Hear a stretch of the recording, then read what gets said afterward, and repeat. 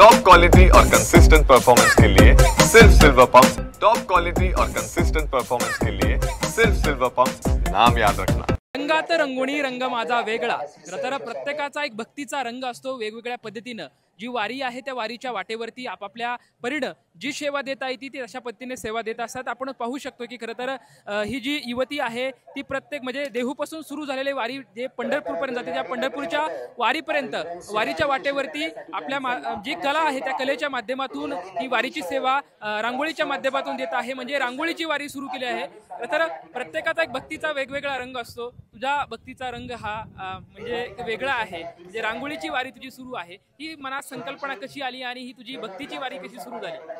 खरं तर मी ज्यावेळेस टीव्हीवर बघायचे तेवढे भक्तिभावाने आपले भाविक महाराष्ट्रातले जातात, महाराष्ट्राबाहेर भारताबाहेर आपली वारी गेलेली पंढरीची। तर मला असं वाटत होतं की मी याच्यासाठी काय करू शकते। तर मी त्यावेळेस छोट्या मोठ्या रांगोळ्या काढत होते, मिरवणुकीमध्ये काढायचे। त्यानंतर मी ठरवलं की मला करायचे वारीमध्ये। आणि एक ग्रुप आहे आमचा जुन्नर तालुक्याचा बॉर्डरलेस पॅन्थर्स, त्यानंतर जुन्नर तालुका मित्र मंडळ वगैरे, या सर्वांनी मला एका साधारण 7-8 दिवसामध्ये 1,40,000चा निधी उपलब्ध करून दिला। त्याच्यामध्ये मी रांगोळी गाडी भाड्याचं वगैरे सगळं बघितलं आणि त्यामुळे मागच्या वर्षीची माझी वारी सक्सेस झाली। याच्यामध्ये मी कुठल्याही प्रकारचं शुल्क घेत नाही, काही घेत नाही, निस्वार्थ सेवा करते। आणि यावर्षी मला देऊ संस्थांनी रांगोळी दिली माझं मागच्या वर्षीचं काम बघून। आणि खरं सांगायचं तर मला इतकं समाधान वाटतंय की मी हे संपूर्ण कव्हर करत चालले आहे आणि माझ्या रांगोळ्यांवरून महाराज जात आहे, ही माझ्यासाठी खूप मोठी भाग्याची गोष्ट आहे।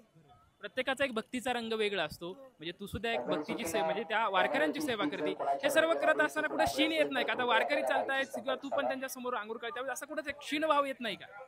खरं तर नाही येत। संध्याकाळी झोपले ना जी समाधानाची झोप लागते ना त्याच्यातच दिवसभराचा शीर निघून जातो। आणि खरं तर प्रत्येक विठ्ठल रुक्मिणीच्या रूपाने प्रत्येक वारकरी येतात, मला आशीर्वाद देतात, कौतुक करतात। त्याच्यामुळे त्यांच्यासाठी मला अजून काय नवं करता येईल याच्यातच मी गुंग असते। त्याच्यामुळे मला खरं तर नाही वाटत थकवा वगैरे नाही जाणवत। वारीच्या वाटेवरती रांगोळी काढत काढत चाललेली आहेत, त्या पंढरपुराकडे काय दान मागणार आहेत, काय मागणं मागते?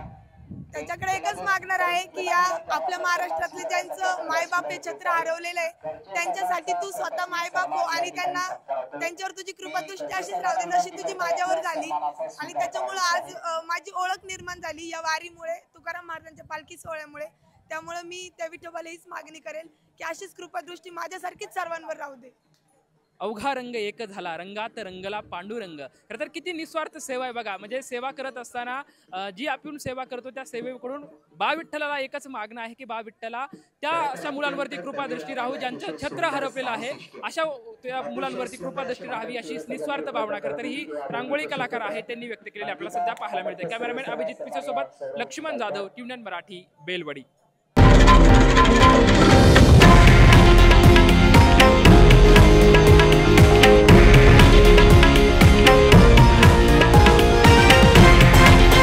हे आहे देशातील नंबर 1 न्यूज नेटवर्क आणि आपण पाहत आहात TV9 मराठी, एकमेव।